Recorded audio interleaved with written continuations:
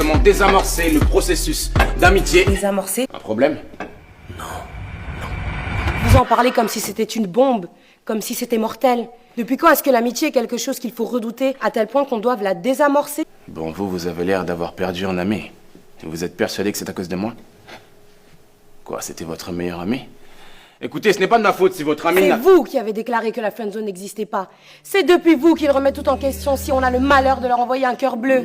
Vous avez créé des monstres incapables de se contenter d'amitié. Depuis vous, dès qu'ils ont l'impression de détecter un signe d'une soi-disant friendzone, ils ont subitement envie d'en sortir.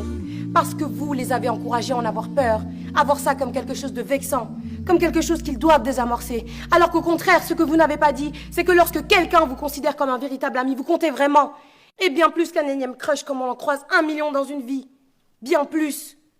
Vous avez créé des monstres. À votre avis, combien de couples se sont formés depuis votre premier cours Comment sortir de la friendzone? Combien ont réussi à transformer leur amitié en relation amoureuse? Amitié qui durait sans doute depuis des années. Des centaines? Des milliers? Combien? Et ces nouveaux couples, on dirait quoi? 6 mois? 1 an? Grand max? Vous êtes persuadés de créer de l'amour, alors que tout ce que vous faites, c'est détruire de l'amitié. Parce que l'amour échoue bien plus facilement que l'amitié. J'ai compris ce que vous essayez de nous dire, mademoiselle. Ali, Je ne vous ai pas demandé votre nom. eh bien, je vous l'ai donné quand même.